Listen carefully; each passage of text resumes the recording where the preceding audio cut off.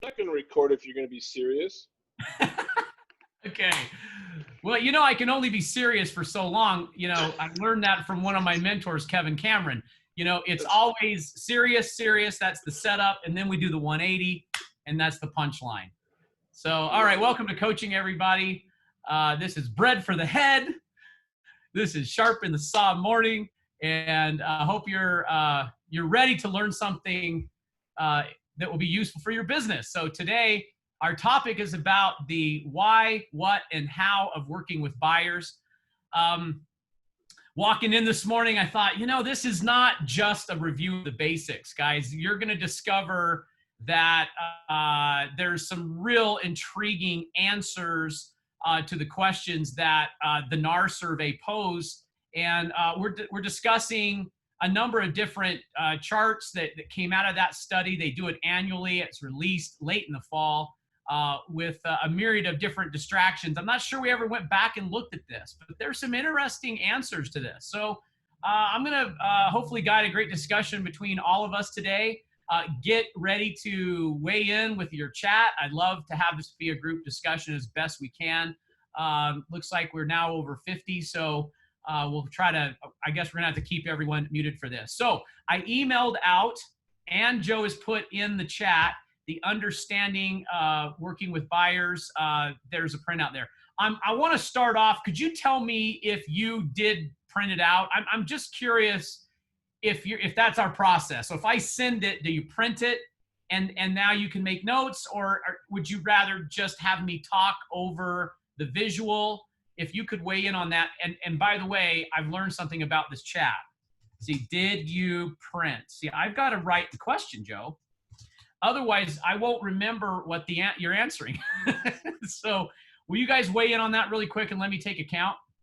1, 2, 3, 4, 5, 6, 7, 8. We could have done a poll for this, I guess. 10, 11. So okay. So a smaller, okay, quite a bit then. All right, maybe a third. Low on toner, Cindy. Okay, got it. Normally Delia does. Okay, Jim, you did. Okay, so I've got a lot of notes, guys, I want to share with you that I have sitting in front of me with a lot of these things. So, okay, let's get a running start at something that's interesting about the stats that we've been talking about lately. How is it that our listing inventory is down, but our under contracts are up? How's that happening? Not only company, but MLS wide. How are we selling more property when the listings are down? Anybody know? Go ahead and weigh in. So the listings have got to come from somewhere. I understand that there might be some hesitancy on listing right now. There is a high buyer demand, but where are these? Look, they got to come from somewhere. There you go. Sherry's starting to get the answer. Jeff, you got it. Look, there's a lot of inventory that doesn't always show up on the MLS that is listed inventory, but we are putting it under contract. I think we've underestimated the amount of inventory that's out there. Look, we get paid on these deals. There's BACs to be had and earned, but there's a lot of buyer sides, more now than ever. So that's why I thought it was so critical. This is mission critical today to make sure we're really good at working with buyers, because we're going to have a lot of transactions from this side of the ledger. Right? So I'd love to be a listing agent on every deal. All of us would. It's much better. If you've been in the business any amount of time, working with sellers is the better end of the deal. But look, there's going to be a lot of buyer opportunity. So today is about understanding our buyers, their perspective better. Okay. So let's take a look at the first slide, and I've got some questions we're gonna pose here. So grab that first page, everyone, if you've printed it out. If not, just go ahead and get ready to make some notes. And again, thank you to Amy, took the lead on this one, guys. We're calling this part 2 of the working with buyers segment. All right, first of all, Joe, give me a heads up here. Is that centered? Can you see can you read that okay? Yep, you're good. Okay. So the first graph we're going to look at here is understanding the first step that a buyer took in the home buying process. Okay. Actually, whoops, hold on. Pause the car for just 1 second. How many of you remember, I put this little emoji here. See, isn't that me? Doesn't it look like me right there? That's the way I used to, in the suit all the time. I remember you had to update my emoji. But this is a tip here. Knowledge is nice. Wisdom is why it matters. How many of you heard me say that before?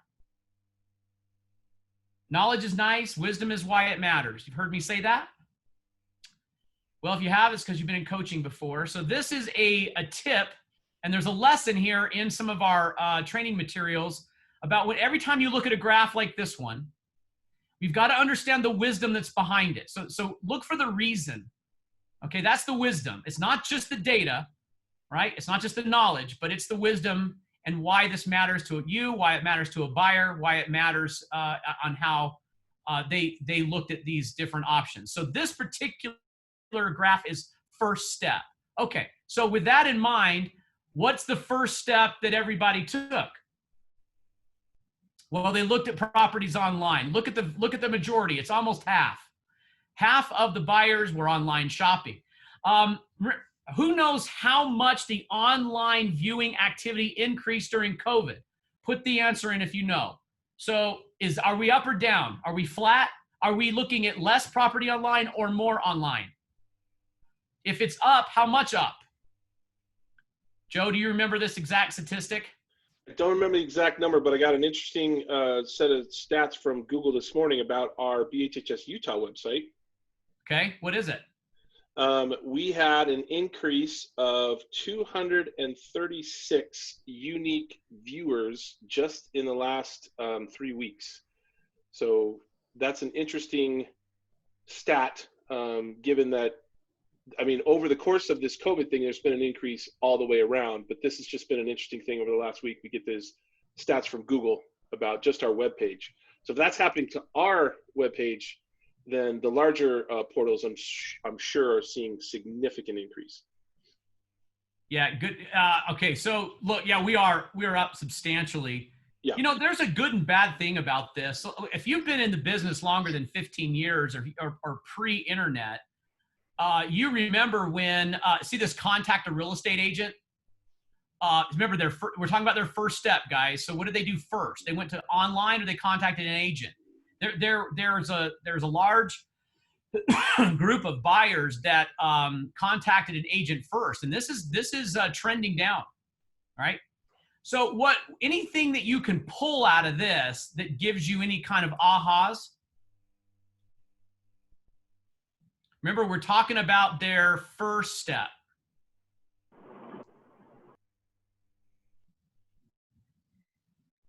Any opportunity here?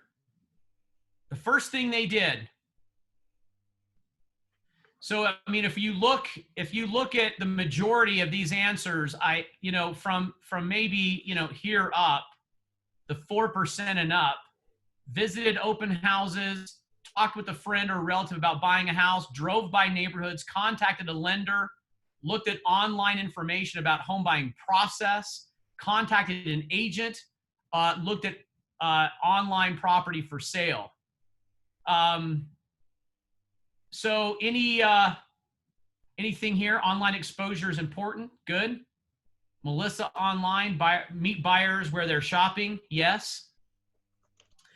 Okay, so here's my questions. Let's get some answers to this. How do buyers go about their search process?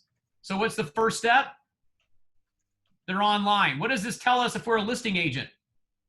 If you haven't already learned the line, your first showing is online, memorize that one. Your first showing is online. I know that's sellers speak, and today we're talking about buyers, but look at that data and how loud that is and how glaring that is. So they do begin online.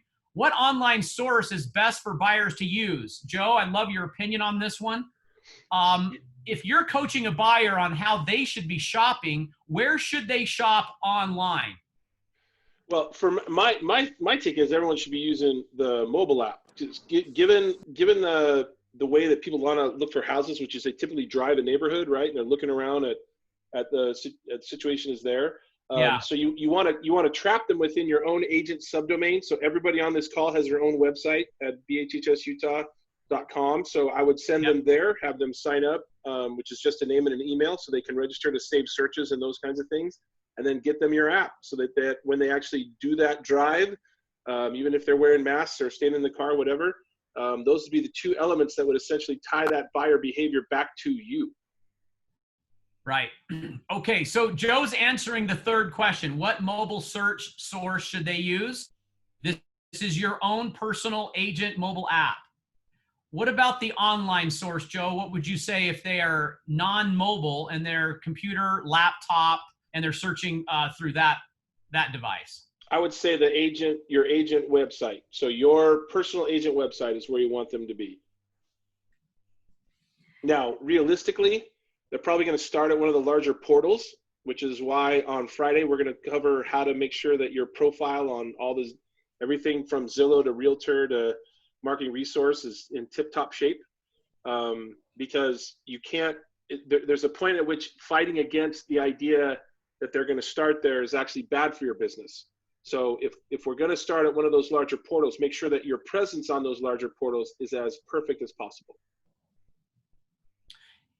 Yeah, I imagine to Delia's point, you can see it there, that a lot of folks are going to end up either with Zillow, they're going to end up with Realtor.com, Move.com, some of the larger portals. Look, there's going to be a lot of times we're going to touch on something, but you know what? We'll probably run it this one 2 or 3 or 4 times. You know, the best way to get a buyer is to have a listing. Is to have a listing. You know, because if you have a listing, you're on Zillow, you're on Realtor.com, you're on your own personal website, and you're across many mediums there. Okay, so I'm going to come back to some of this too, but let's keep these answers going. What does this say about how we market our listings? I think we talked about first showing is online, and some of you already weighed on that on your answers. How can this information help me prospect for buyers? So I want you guys to think about something. They're shopping on these major portals, okay? Now we're going to come down. Maybe we hold this answer for a minute. Let's look at the next one. Where buyer found the home they purchased? Well, with no surprise, they likely found it online. And look, it grows larger in the group that's younger and a little less so, more so they're relying on the agent where they found their home. The older they get, right? So our younger demographic, the under, 40 group, it's a significant portion that they found it online. Their agent helped, and then it drops off really far. Sign, relative, home builder. I mean, these are minority stats here. Okay, let's answer the question. What does this say about how the home process has evolved? What do you think, guys? How is it evolving? And do you think we're likely to see this climb or this climb or this climb? I mean, which one of these is going to continue to grow? All right, you're saying, okay, Will already knew this. Will, we knew they were shopping. We already knew they were shopping online. Okay. All right. Yeah, we're likely to see this continue. So I'm not sure. Look, we're not. I think the fact is, guys, no one on this call is going to compete with the broad reach of Zillow or Realtor.com. Okay. So the way to combat that is have a listing. Okay, that's obvious because there you are. You're fishing. You're prospecting on those portals if you have a listing. Okay, but there's something else going on too. Let's look at, I'll run into the one that has the how they chose an agent. Okay, we'll come to that one in a minute because there is an opportunity between home search on internet and where they ultimately found their agent. Okay, before we do that, let's look at what buyers are telling us are the most difficult steps. So next to your notes there, write, these are the problems. Okay, so these are the problems that we have to solve. Okay, so, and I think we need to look in the mirror right now and say, am I solving these problems? Okay, first of all, finding the right property is a really big deal to every buyer. And I like this word right. Have you ever heard the saying, downsize or upside? We need to upsize, we need to downsize. How about we change that to we need to find the right size? And I think that's what's going on right now, even in the middle of our COVID world. There's a ton of transactions because the properties are not the right properties for these buyers. And it's a top priority for them, especially if they're spending more time at home, right? So I'd write that down. These are the problems, and let's change our dialogue to find the right property. This should be something I continue to say to my buyers so I can speak their language. I'd write that down too. Am I speaking buyer's language? If I am, I'm using these because this is what they're saying that's a problem for them, okay? All right, the next one is paperwork. All right, well, they say paperwork, and what do we think of? Let me see who's on the call here. I might just have you weigh in.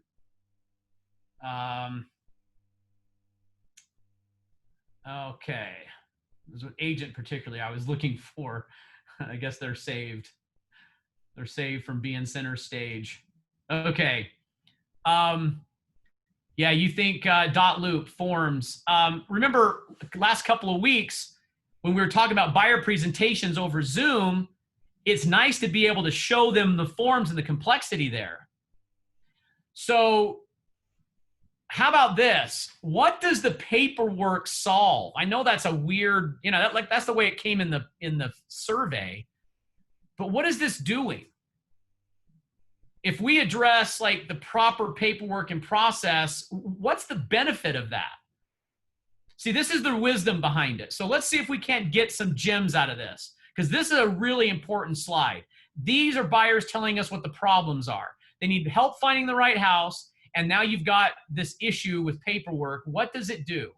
So Jeff is saying it can ease stress with buyers, right? John says reduces legal pitfalls. I like how that's phrased, John.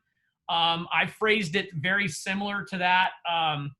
We reduce legal risk in the process. I think that's, again, a sentence we should hang on to. It's like finding the right property. If I were going to say something like to a buyer in my presentation that I'll help you with paperwork, that seems a little too simplistic and is minimizing something that's frankly quite a mountain, right, of complexity. So we might add on to that, reducing the legal risk is important in a real estate transaction, right? And then show them. So let's see with these questions. I put down here, if they're worried about it, we should be addressing it. Do you agree with that? I mean, if they're telling us that this is a problem, how are we solving this? So how do we go about addressing each of these concerns? So look, in your buyer presentation, also, would you write like right here, my buyer, hey, Joe, how do I write over the top of this? You've got to go to annotate and then pick a text box. Text. Yeah. Woohoo! Thanks, Joe. I'm here for you, brother. New Zoom strategies here. Okay, my buyer consultation meeting. Okay, so in that, this is what I must address. So this should be part of my consultation meeting.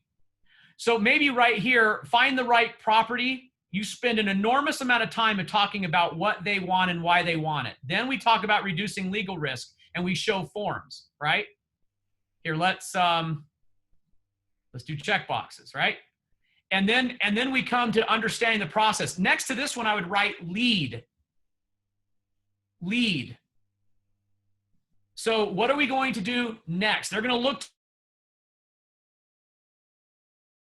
down payment. So we're going to have discussions with them about financing, where they are, and how we can help.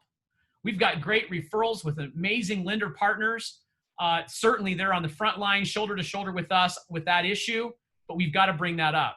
Obtaining a mortgage is kind of akin to this one. So if I added those together, the 13 and the 8, I really have the number 2 problem, don't I? And if I added appraisal of the property, now I've got a more dominant number 2 answer, right?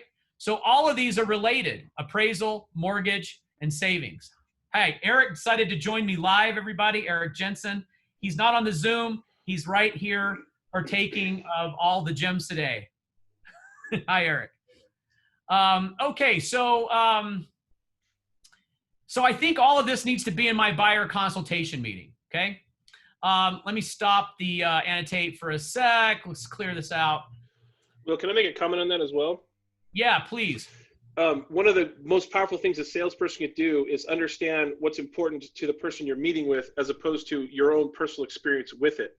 And so if you're looking at some of these concerns like, paperwork's not that big a deal, because it's not a big deal to you, you've done it so many times, you run the risk of not resolving the concern because you don't understand the true nature of the fear on the other side of the table.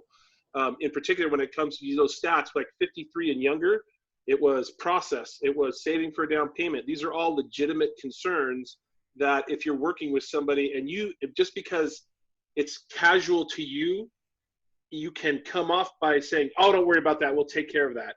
And that can really do damage to your sales situation, instead of saying, man, that can be really hard. I mean, saving for a down payment when you've got 4 kids and you're trying to make all this work, it could be really tough. Let's think about ways that we can do that, as opposed to, oh, I'm sure you'll get the money, or talk to your parents. Someone will give it to you, right? That's where the beauty of the sale comes in, is when you can emotionally connect with them and help them feel that you understand that is a big deal to them, Yeah, very well said. Tied to that too is closing costs, because that's another cash outlay. And I've got a class coming up that's called Know the Numbers. Made it a CE class where we talk about the closing disclosure. So look, guys, if you're not picking up on this, I'm being repetitive. When Joe was talking about the numbers and we're talking about down payment, mortgage, and costs, don't just speak to it. Grab the visuals, okay? Look, if the other day, 2 weeks ago with my sister-in-law, okay, I grabbed in the forms manual or on .loop, whichever one. Now, we were meeting, face-to-face, but I could grab the closing disclosure and I can open up to how these things are represented in a real estate transaction. When you do that and speak on that level, boy, you're just screaming that you're at the high level of professionalism, that you understand it really well, and you're a very valuable resource to them. Kristen's got a great line in the chat. She says, paperwork stresses the client out every time. They don't understand it and always need further explanation. Answering their questions by using the paperwork help ease their concerns from the beginning. It's perfect, Kristen. Gold star. I think we could all copy that, into what we're doing. Let's go back and pick up where we left off. Okay. Wow, that was weird. It froze for a while. So how we're addressing the concerns here is where, this should be in our buyer consultation meeting. Are we speaking to these challenges, and do we show them? Okay, I think that's the emphasis. Am I showing them how I can address that? .loop on digital, or forms manual, or the actual documents with inside your buyer presentation. I don't want to look. I said this before. Let me go back, because look, half of the find the right property. This is their biggest concern. So don't just jump to paperwork and process and leading and mortgage. The right property. Tell me more about it. Why is that important? Every time you're a little unclear about an answer, always follow that up with, could you tell me more about that? Have you considered? We're going to run into a slide in a minute about compromises buyers made, okay, where they change their minds about things. And this is a great time when you're talking about these problems to think about how would you rate that?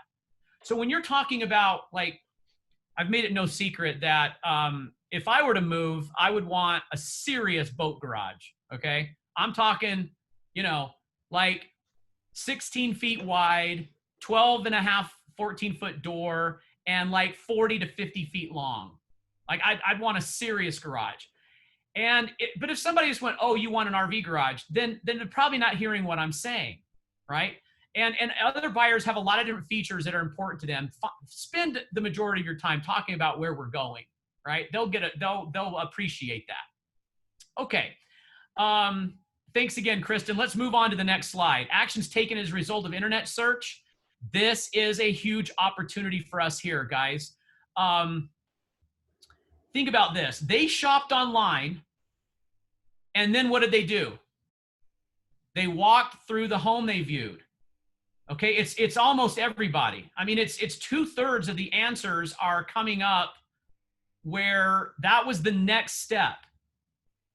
So I was thinking about this, and Joe, let's get our creative marketing. Like, how do I inject myself here? I don't have all the listings, right? But how can I get a message out to everyone I know that I'm available, right? To do something that's so basic and fundamental and simple, like in how I say it. It's not that complicated, but I'm available to do what? What am I available to do? Answer questions, perform searches. Well, look at this number one answer. Can they go through these houses without us? No. They can't. So, right. No, they can't. I know John's got it right. I can open the door, right? You know, maybe we're overthinking it, but have we ever put something out there that just says, guess what I can do? Right? I mean, I've got the key, you know? I can open the door. So I'd like to see us put together some marketing messages, and it could be simple. Guys, if you're sitting around, you know, look, imagine just a simple Facebook post that just says, look, if you're like me and you're looking at a lot of houses and one kind of jumps out at you, I love to look at houses. I have the key. I can open the door, and then just some image of a door opening. How hard is that? But we should be repetitive on this, you know, and for most of us, it's really fun to look at houses. You know, that's a lot of us. That's why we kind of initially got into this, and then we realized it was more working with people, right, than it was with houses. But it's an enjoyable part of the business. Well, and in this day and age, it might be I can safely and cleanly open the door, right? Right. Something that lets you get through there. Maybe a little key with a mask on it. That could be your little Facebook post. That could get you in the door. So, guys, I think there's about 3 or 4 really high quality gems in this discussion this morning. That was one of them. That's one of them right there. You know, I'm here to open the door. There are thousands and thousands and thousands of searches going on within our own communities that we live, that you guys know a lot about. So I would get that out there. You know, I can open the door. Let's go see some homes, because that's their next step. And if you've already looked through the materials, you're going to find out they're not using the listing agent every time, just so you know, right? It's not the dominant way they're going. So there's a huge opportunity here. So let's answer these. Is there an opportunity to be part of the next step? Yes, I open doors, right? Market that I can safely, cleanly open the door. I love looking at homes too. How about we speak to the mortgage process? I mean, look at what they did next. I wonder, you know, our mortgage partners, they do get some calls. They applied for a loan. Look at, if I added these together, there's about 25% here. That's a pretty good amount. So, and I guess that's all buyers, and it trends off a little bit, but let's just make sure that, you know, we build relationships with our own teams too, and connect with our mortgage partners and our lenders on getting that referral when they come to them. Pre-qualified online, that's a mortgage lead. Looked at information on mortgages, that's a mortgage lead. Applied as a mortgage lead. Found a mortgage lender as a mortgage lead. That's an enormous opportunity right there, right? You agree? Okay, so let's see if we got all that. How might that look like? I think we got those answers. Okay, I don't want to get stuck on a slide for too long here, guys. Primary reason for the timing. Okay, this one's important to me. Let's talk about this one. Okay, so if you've been in one of my coaching classes before, we've talked about this idea of being really sensitive to why someone purchases a home or why they sell. And I did bring it up in a coaching session about 6 weeks ago when we were first talking about COVID, and everyone was looking at kind of scary market numbers. And there were some early, you know, new normal discussions that were going on. And I felt really compelled to emphasize something. So look at what buyers are saying when they were asked. See, it's like, what affected the timing for your home purchase? Answer, it was just the right time. What are they saying in that, do you think? What's behind that answer? Look, it's half the answer. What are they telling us if they said, well, it was just the right time? Anyone want to give me, I don't know, type it in there. Give me something that might be hidden behind this. It was just the right time. If it was just the right time for you or I to purchase or move, what's really behind that? Now, look, it's not these. So it's not they had no choice. Some people had to move. It was the best time because of availability of home. That was kind of a minority. It was the best time because of mortgage financing. Some were looking at financial benefits. But look, there's something going on between this right time. You guys wouldn't believe this, but I've got a whole entire crowd of people out here in front of my office. We're getting our first hybrid coaching, Joe. That's awesome. Live in Zoom. We love hybrids. Hi, Peter. Yeah, the famous Peter Felix has now joined us. Okay, so what's the answer here? Let's get back to it. They've already taken necessary steps to make a decision. Okay, they've had the plan for a long time. The right time means that they were just prepared. They found the right property. They had the money. They were ready. They were willing. They were able. I like all of that, guys. We talk about a ready, willing, and able buyer and break that into pieces. I think what's behind the right time is a combination of everything that Debbie just said and what Kristen and John are saying. It's kind of a myriad of things that's really hard to put down as one thing. It was just right. But perhaps the family need, maybe there's something going on that doesn't always show up in a survey. Maybe it's too sensitive. Maybe it's too personal. Maybe there's something that they're trying to solve in a family dynamic in hopes that the family's happier as a whole. And when you really dig down and you find that out, many times are sensitive answers. One thing that's great about being a realtor is that when you lead with your heart, you often find yourself in these personal conversations with people as they share these reasons about timing. So come down here and I would highlight just my thoughts on this. Anytime someone starts asking about things like the market, I'm always reminded. So this slide reminds us of a much bigger issue of priority at play than the state of the market. Things that matter most to a family, or do the needs of the family outweigh things like interest rates, pending rates, percentage of listings sold, which we often quote, right? These key data points can shed light on challenges, but rarely do take center stage on a buyer or seller's decision to buy or sell, right? So with that said, I think it's important to acknowledge bigger decisions that they're facing, each family and individual. So we could help them work through these issues. One way is to simply ask good questions, listen closely. Another is to be respectful of the challenges with these decisions carry with them. This is the personal side, guys, that we're human. We have a heart. We respect different perspectives and issues, and we listen. That's what's really driving their timing, okay? That's the force behind the timing, and it's powerful. It's dominating their thought. So I would not just look at data, interest rates, availability. I think all that stuff is only the challenges to get them what they want, but it isn't the reason why, okay? Now think about what can I do with that information when I'm in my buyer presentation and when I'm talking to people about buying property, right? I might change my dialogue. Instead of saying, oh my gosh, the market's great, interest rates are so great, I might also inject what? What else could I say that speaks to this right timing thing? What do you think?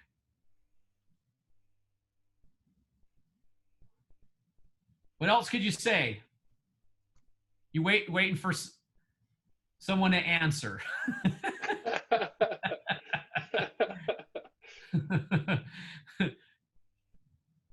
Thanks for smiling, Norm, and being involved. Your neurons are yeah, thumbs up too. What do you think, Elizabeth? What do you think?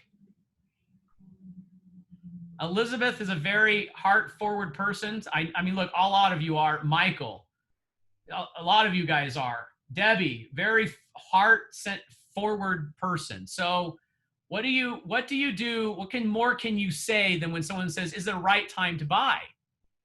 And we kind of instantly go to stats like, look, I'm challenging something here. This is not why people buy, right? They bought in the recession. They bought during COVID. You know, like there's a fear that people have lost their jobs. There may be forbearance going on and foreclosures, and jumbo loans got canceled with some lenders, and they still bought houses. Why? Okay, now we're starting to get to the heart of the matter. The needs in today, the family, look, they're most important, aren't they? So maybe I could change my dialogue a little bit to say things like, you know, when a family needs the right home for a variety of reasons, maybe it's the children, maybe it's the teenager, maybe it's the spouse, maybe it's just the space to be with friends, because those things are so important to having a happy quality life. Maybe it's the way we relax. You know, I've had people say today, well, I do work from home and it's convenient, but I've also had to hold church at home. I've had to have a study place. I've had to have a restaurant. Remember all those things we talked about, what a home is being tested on what it's doing? And those, I think, are subcategories about the reason why people buy. Okay, good stuff, guys. Thanks for weighing in too. Debbie, if you find the right property for you, that speaks to you, then it's the right time to buy. I like that. I like that. One of the phrases that comes to mind here, Will, is for me is when the pain of staying the same is greater than the pain of the change, you make the change. And it doesn't need to be like such a negative, but the pain saying, I can't do this anymore. I need more space for my kids. I need a better home office. I need something else like that. And we all talk about it.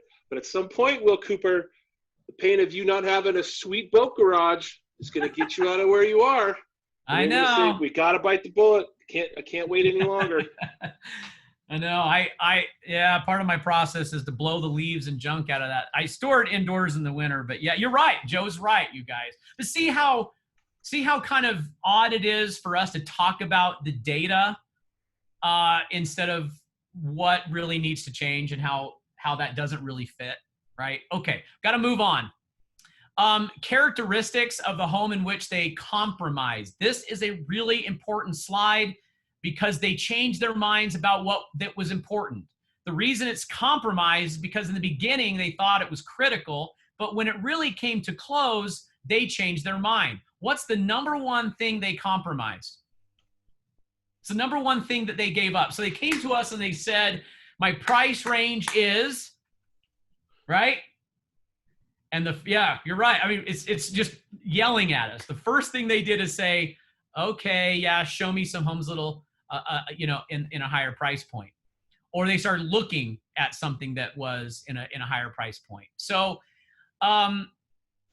they compromised on price, and they also compromised on condition. It means they were willing to do some kind of repairs or updates, right? It wasn't quite what they wanted. So we have to, think about what we could do here in our presentations with this and our processes. How about the size?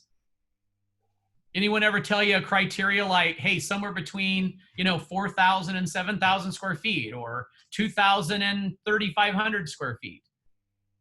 Or they said, we really want a 1 acre lot. They really want 5 acres. They, whatever it is. So this one right here, what do you guys think about the distance to job? What do you think that's going to do? Wait till you see the age demographic breakdown on this one. Go ahead and weigh in. Okay. Yeah, it may just drop right off the bottom of the page. I've got my son-in-laws, so I got 3 son-in-laws and all of them are working from home. One of them just started going back a couple of days a week. Now, it's not because they couldn't. And they're in various tech segments. I mean, they do a lot of, computer work and in front of a computer. So I don't know that this distance to job is going to be in this group anymore. I think that's gonna change. this is good news for us, isn't it? Remember, Steve Roney brought up a lot of the migration and immigration from larger cities is likely to bring folks to Utah. I know that's going to come with some challenges for us as a community, but as on the real estate front, there's going to be a lot of people who are going to be able to work from home from anywhere, including our state. Okay, let's see if we can answer some of these. What can I do to improve working my buyers in this area? So I think what we do, guys, here, I would type in, be aware to coach them that they're likely to make adjustments. Okay, that's what I write here. You're likely to make adjustments in what you feel is a priority. And I'm okay with that. Let's just keep communicating, right? So I think that's the big takeaway of that slide. I think is it likely that almost all buyers feel like they compromise somewhat on price? So I don't know if you guys remember the Harvard study, but what they did is they took about 100 people, they gave them a mug. They just walked into like a theater room and just gave everybody a mug. Then they were asked to sell the mug. And people on the other side were like, look, people over here, I have a mug. You can buy the mug for whatever you feel it's worth. Every seller thought it was worth more. Every buyer thought it was worth less. That was the takeaway. Interesting, right? So I think that we should just be able to coach them on this. Be aware that you're likely to make some compromises. A lot of people do. It's going to be different for you. It's not going to be the same as everybody else. But some people do compromise on the size of the home, the lot size, the style of the home, the distance from jobs. Some people do compromise on this, or the neighborhood, or the price. A lot of people end up making those compromises. So, you know, let's just make sure that we keep talking. You know what else is kind of neat about this? See, the older you get, the more you get what you want. See, Kev, see this, look at this. You can have anything you want. See, the younger group, they went, no, I had to compromise. But the older group says, we didn't compromise. We made no compromises at all. We got exactly what we wanted. I thought that was kind of interesting. In Jake Breen's training, Will, he made a cute comment. He said, what's the number one challenge with buyers? And he said, it's convincing them that the home they want doesn't exist. So, but he was talking about exactly what you're talking about here. He's like being really friendly about the idea that everyone's got to make some moves a little bit here, there, and otherwhere, unless you're building from scratch, right? Yeah. Hey, I just showed my brother-in-law a house out in Draper for 1.5. And oh my goodness, could we pick that house apart, you know? And you think, I'm spending $1.5 million. I know that's not a lot in Park City, guys, but in the Valley, that's a substantial house. And it happens to be a new house. And boy, we could pick that thing apart. Okay, thanks for that, Joe. I appreciate that. I hope you guys are making notes. There's a lot of gems coming by the assembly line here. We only have about 10, 15 minutes left, and a few more slides to go through. Factors influence neighborhood choice. Look, convenient to job right up here at number 2. I think that is going to change dramatically. Think about our outlying communities, and we need to brush up on our expertise in our outlying communities. I think that's the takeaway there. The quality of the neighborhood, I think, is a very general, statement. I think that's a number of things. Nobody would want a low quality of neighborhood. Nobody. But it is, we're talking about the factor of the neighborhood choice and the location. This slide is all about where they went, right? So the headline of the class today was the why, what, and where, and the how. So look at where they went. Schools, shopping, look at how those all weigh in. I would like to maybe change these to questions. So why don't we just change every single one of these to questions in our presentation, right? So for example, how important is the neighborhood? Let them talk. Why is that important to you? Is it important to you to be close to job? Tell me more about that. How close is close? How far is too far? Then go about here. How about affordability? Where does price rate, come into play? How about convenience to family? What if I just use these as questions? Would that be helpful to paint a picture on the location? Would this sound like I care about getting them the right house? if I just made these all questions, right? I mean, Elizabeth, you have a husband who's a pilot, right? Can unmute Elizabeth for just one sec. She should be able to unmute. Okay, I am. Go ahead. Yeah, okay, so let's just have a conversation. So Elizabeth, if you guys don't know, has a husband who's a pilot, correct? Correct. Okay, so, and his name is, what's his name? What's your husband's name? Ross. Ross? Yeah, Russ. Russell. Okay, so Russ is, you know, in the buying process.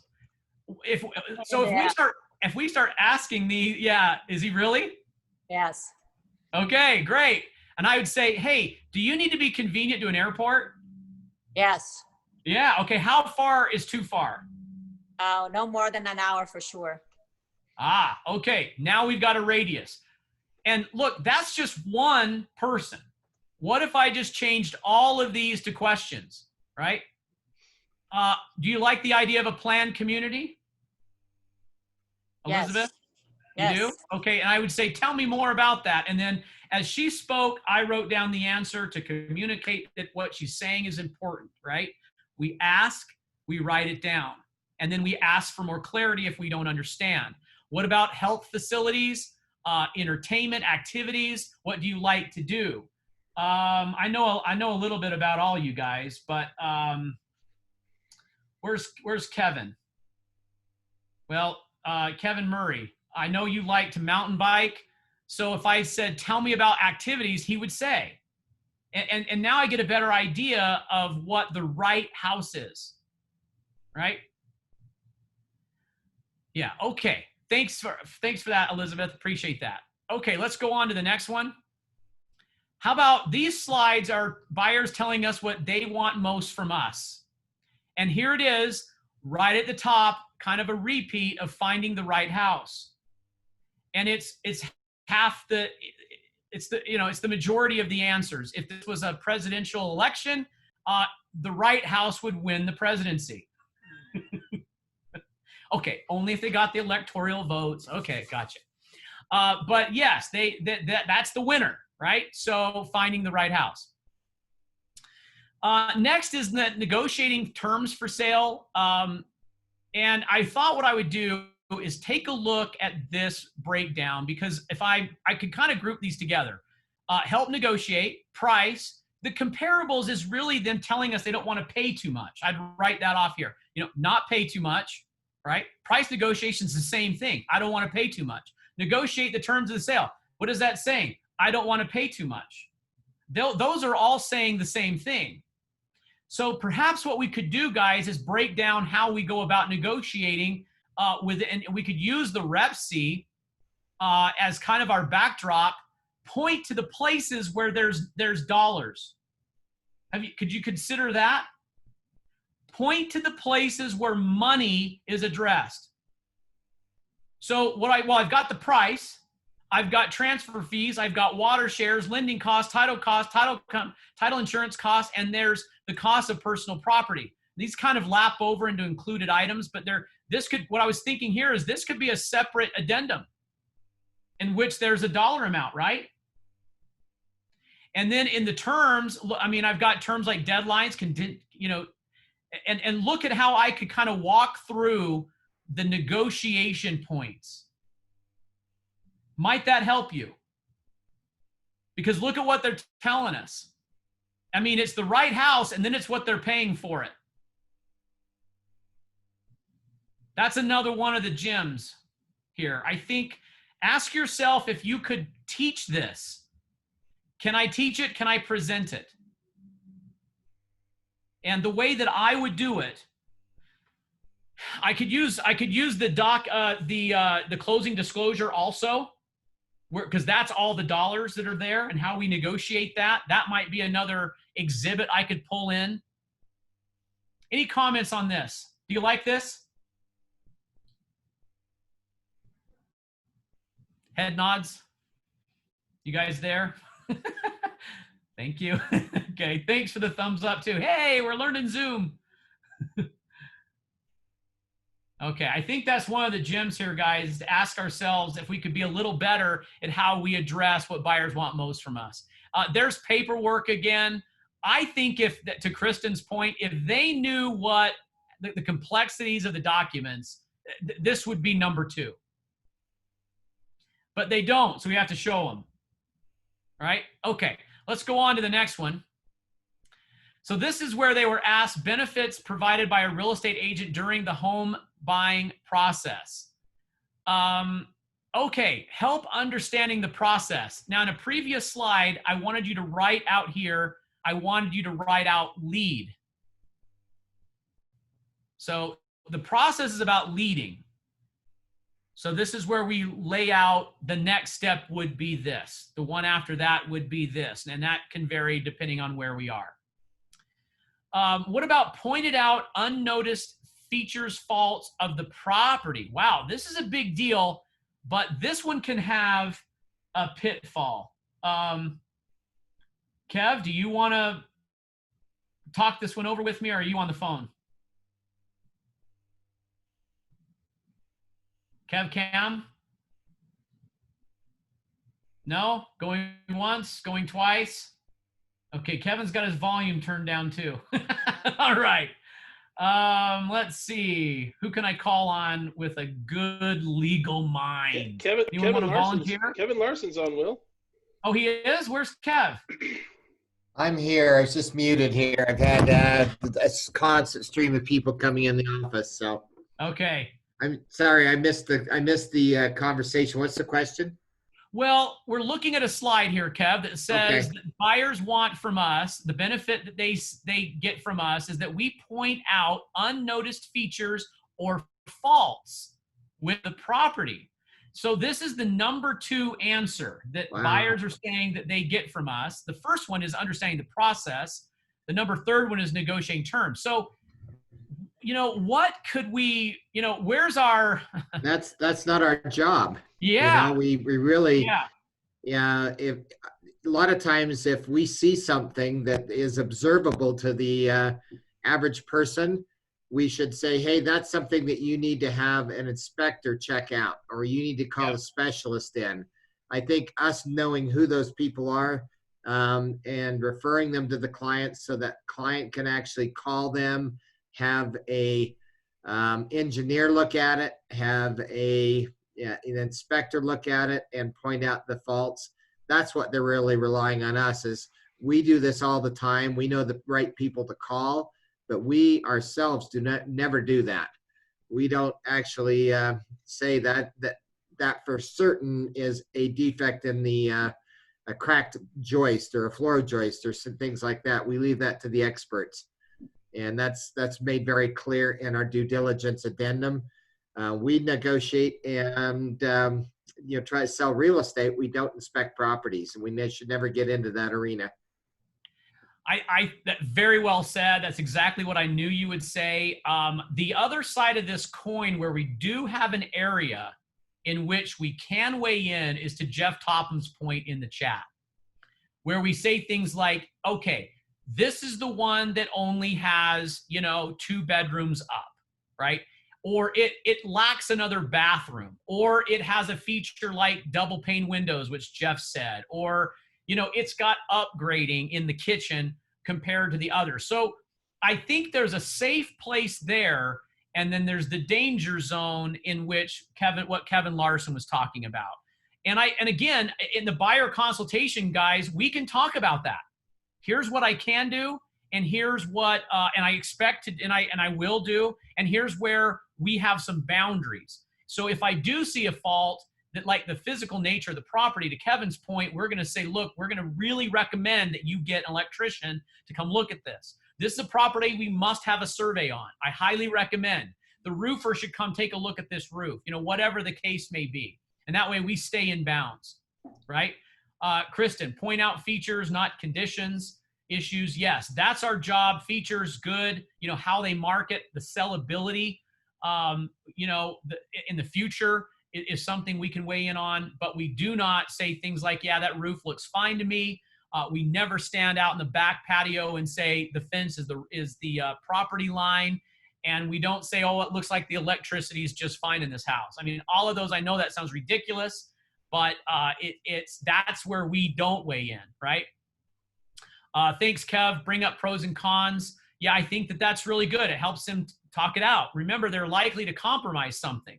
So what will they compromise? And that's different for everybody. Okay, a few more slides. We're just about out of time. How did agents go about finding? Thanks a lot, Kev, Lar. Appreciate you. Bet. How did buyer go about finding their agent?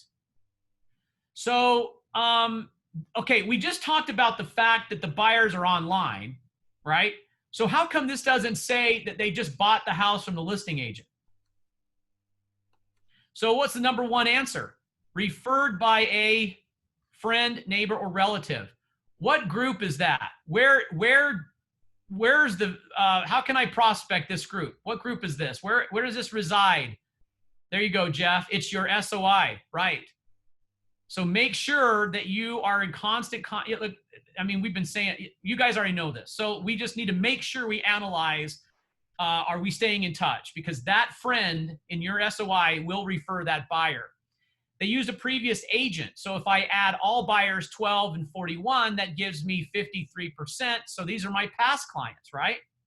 What's the next group? Inquired about a specific property viewed online. So who's that?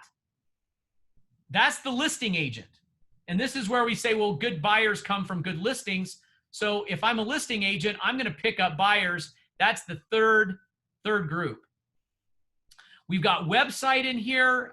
We've got referred by another agent or broker, and I could probably put the referred all the way. I could put that back up here with referred by, by friend. Again, that can be my SOI, just broken down into, I have friends who are real estate agents, right, in different areas, like St. George.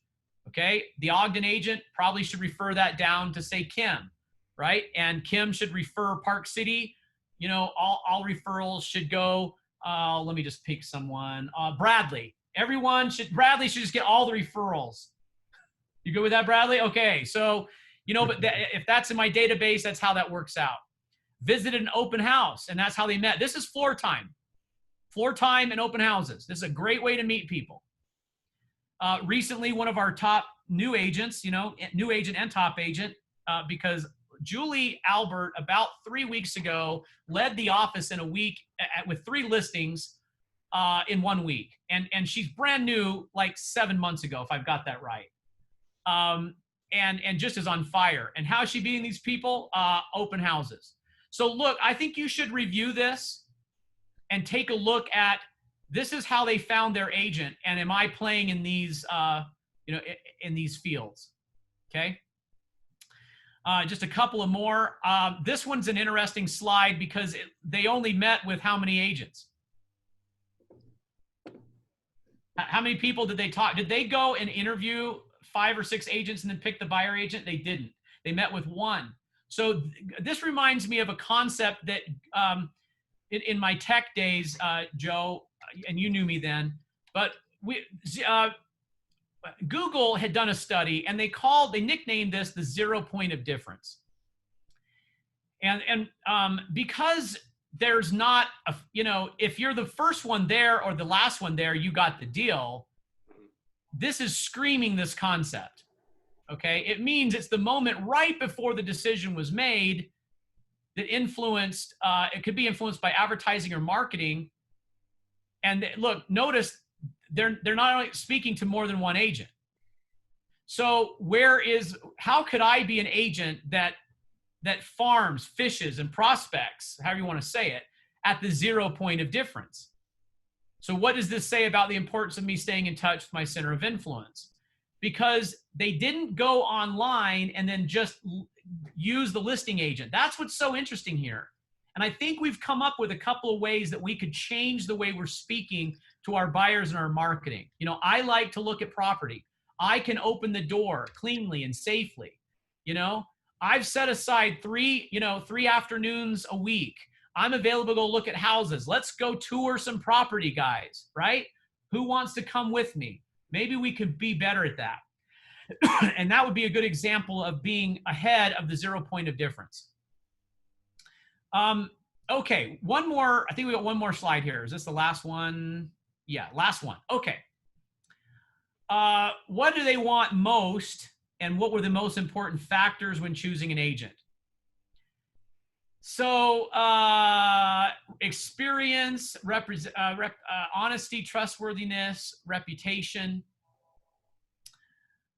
A lot of these are kind of saying the same things, but I have a brain teaser for everybody.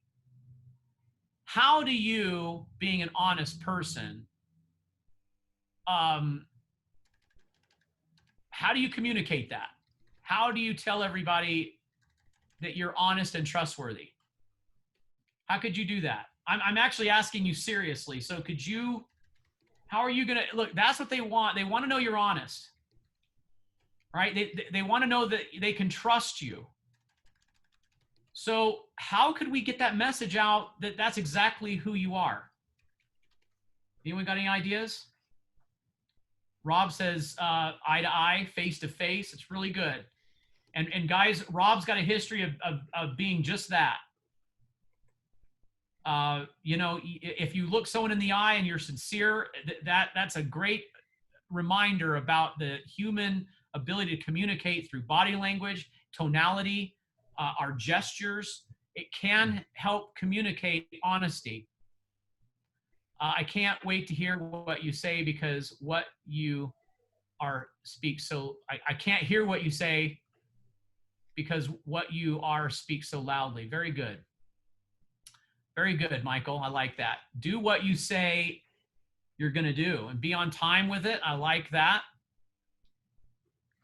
Past client reviews. Thank you, Dilly. I wanted to have that come up. Have someone else say it. If someone else says it and then you post it and share it, how nice this was, that's great. You know, especially when they're saying, I knew I could trust Delia. She's a trustworthy agent, you know? And a lot of times this comes up where the truth is not necessarily going to lead you and I to a real estate transaction, but it is the truth. And when we share that, that's honesty, that's integrity and character. And I think the fundamentals of agency, which we're all built upon, is the idea of representing someone's best interest ahead of our own. Okay.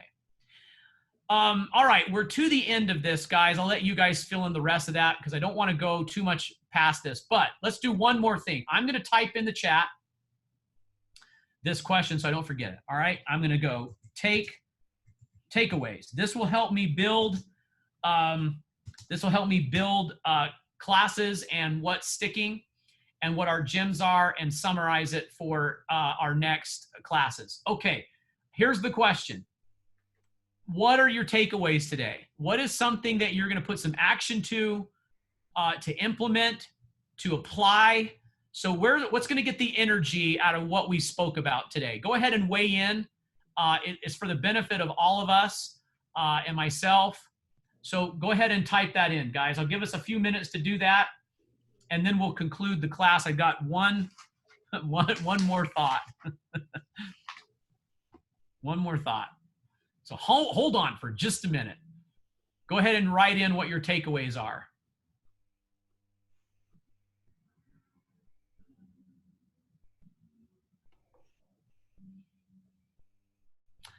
Okay, Michael, how buyer found agent, online tools, using visuals to get the point across during buyer presentation. Thanks, John. Very good. Delia, connect with your center of influence. Show you care. Very good. Keep in touch with Sphere. Listen to buyer needs. Thanks, Linda. Keep them coming, you guys. Keep them coming. More social media. Good, Elizabeth. Be cautious of pointing out physical conditions. Yep, very good. Problems to solve. Yes, remember what we're solving. Yeah, reminders of what's important online process. Remember, guys, be an expert on the paperwork. Yep. Yep, complete and update online information. Yeah, I like that, open the door too, Debbie. That's great. Okay. Well, look, some concluding thoughts here. It should be, and I know it is for a lot of you, so I'm reminding you of what I hope you already know, but I'll tell you again, all right? They need you. They need your trustworthiness. They need to be able to trust somebody that's honest in this process. The problem is, guys, is they don't know you yet. And we've got to make sure that they get to know you. We're being challenged, like every business, on the value of our deliverables and who we are, and whether or not a buyer agency commission, frankly, is worth it. After we took this tour today, it addresses many, many fronts that could use some brushing off, and maybe something that needs to go more front of the line in what we're doing.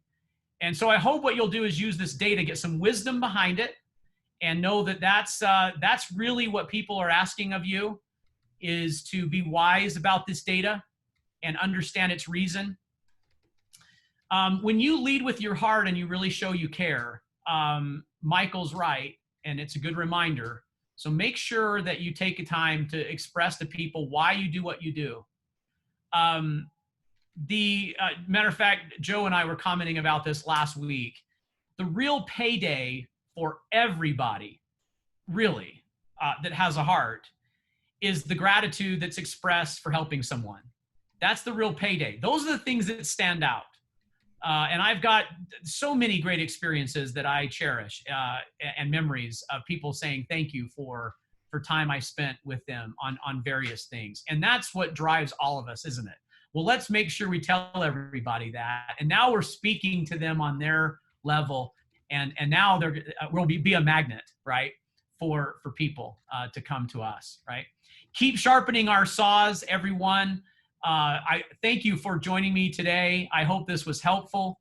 I do love you all. I don't just say that. I think about all the time what we can do to help you guys be more successful and to help the people that are trusting us to be successful in what they want. Okay? Have a great day, everybody. Stick around if you'd like to, but we'll go ahead and end the recording now, Joe. Have a great day. Okay. Love you guys.